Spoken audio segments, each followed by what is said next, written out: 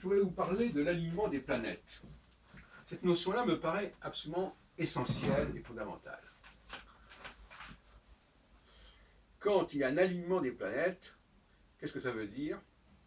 Ça veut dire que Jupiter et Saturne, puisque pour moi les planètes c'est Jupiter et Saturne, sont alignées. Alors je vais préciser ce que c'est entendu par aligné. Alors elles peuvent être alignées de façon positive ou négative. Ce sont deux extrêmes. Et puis entre les deux, il y a des alignements moyens, qui ne sont pas des alignements. Quand il y a un alignement positif, c'est-à-dire que les deux planètes sont puissantes. Et à ce moment-là, elles dominent Mars. Quand elles sont faibles, toutes les deux, Mars a la bride sur le cou. Et quand il y en a une qui est puissante et l'autre faible, eh ben, il y a des situations un peu intermédiaires. Et vous savez, c'est toujours un système ternaire, le plus, le moins, et puis le moyen. Voilà. On est toujours là. Et par contre, la notion d'alignement, chez moi, elle est assez spéciale. Alors effectivement, la syzygie, ce qu'on appelle la syzygie, c'est-à-dire le fait qu'il y ait un alignement qui soit à la fois aussi bien une conjonction qu'une opposition, c'est pas tout à fait ce que je fais. Mais donc ça mélange effectivement d'ailleurs deux situations opposées. Bon, moi je vais expliquer ce que je fais moi. Il y a une conjonction. Alors laissons de côté si elle est positive ou négative. Elle est positive si la conjonction se fait en rapport conjonctionnel, disjonctionnel avec une étoile fixe royale, et elle est négative quand elle est en rapport conjonctionnel. D'ailleurs, en astrologie, on parle de planètes brûlées quand il y a une conjonction trop proche entre Jupiter ou Saturne et d'autres planètes d'ailleurs avec le Soleil. Bon, c'est un peu ça, puisque le Soleil est une étoile aussi. Une planète combuste, comme on dit. Et la conjonction, je la prends au sens hébertinien du terme, c'est-à-dire même si une planète qui est en carré, en opposition avec une autre planète, est en conjonction.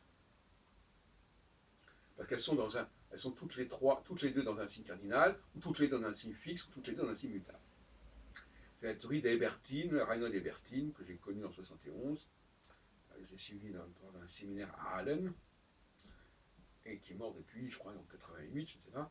Et c'est la cosmobiologie, je crois que ça s'appelle comme ça. D'ailleurs, il y a son fils, Baldur Hébertin, qui continue à porter le flambeau. Et moi-même, j'ai publié un de mes premiers textes, enfin, j'ai même une première conférence, j'ai donnée en 75 à Allen, sur le thème justement de Saturne et du colonialisme à l'époque. Alors, donc, quand Saturne est par exemple à 15 Cancer, et que Jupiter est à 15 Balance, ou 15 Bélier, ou 15 Capricorne, ils sont en conjonction. Enfin, ils sont alignés. Voilà, ils sont alignés.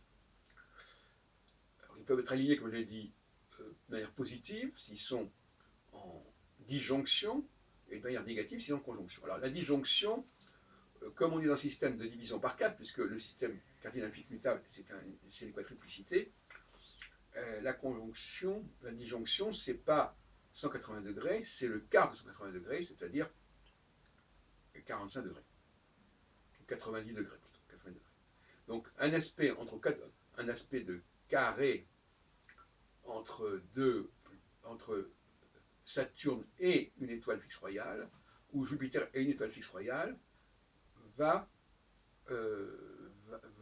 aspect de carré va donner de la puissance à Saturne ou à Jupiter. Et quand ils sont conjoints, quand Saturne ou Jupiter sont conjoints avec une des 4 étoiles fixes royales, c'est-à-dire Régulus, Aldébaran, Antares, Fomalhaut, eh bien ça va affaiblir, ça va combuster Saturne ou Jupiter. Voilà, donc voilà la théorie que je développe. Donc c'est une théorie ternaire.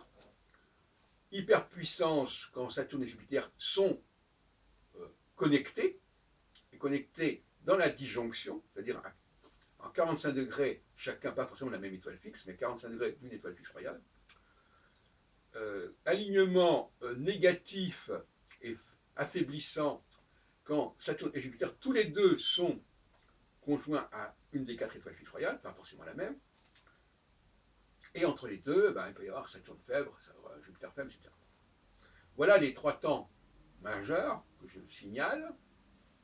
Et pour illustrer mon propos, je dirais que par exemple 1981, 1989 sont marqués, chacun à son tour, par un alignement de Jupiter et Saturne, au sens où je viens de l'entendre.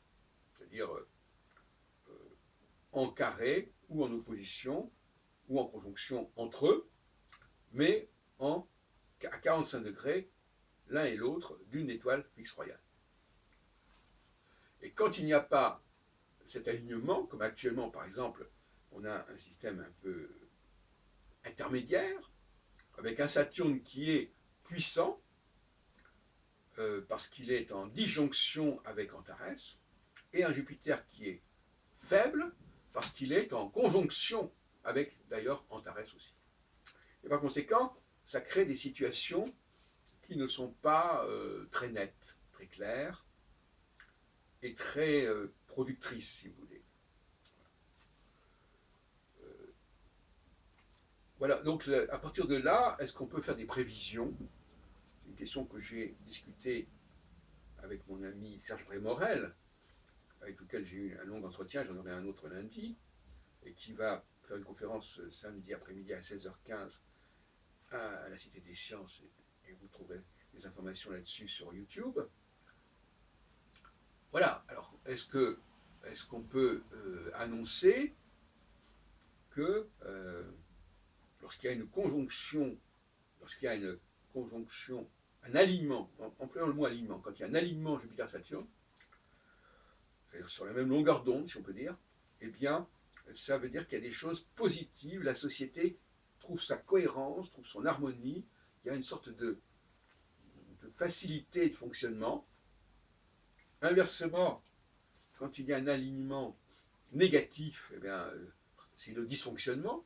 Et le dysfonctionnement, ça veut dire aussi que l'élément martien, parce que l'élément martien c'est le troisième facteur, ou enfin peu importe, l'élément martien n'est plus contrôlé par Jupiter ou Saturne, et à ce moment-là, et alors effectivement, dès lors que l'alignement ne se fait pas, ça favorise toujours Mars de toute façon. Et Mars c'est le peuple, c'est le populisme. Donc quand il n'y a pas d'alignement positif, quand il y a un alignement négatif ou quand il y a un alignement qui n'est pas là, il y a un non-alignement, eh bien, c'est le peuple, c'est le vote populaire, c'est le référendum qui va l'emporter et qui va le faire souvent dans des conditions très discutables, avec des effets très discutables. Bon. Je vous propose cette clé de travail, et je crois que ce n'est pas compliqué à comprendre. Je vous rappelle que Aldébaran est à peu près à 9 degrés des Gémeaux, en longitude, Antares juste en face à 9 degrés du Sagittaire, et que Régulus est à 0 degré de la Vierge et Fomalhaut à 0 degré des Poissons. Donc, normalement, c'est une règle du jeu, c'est pas plus compliqué que le jeu d'échecs.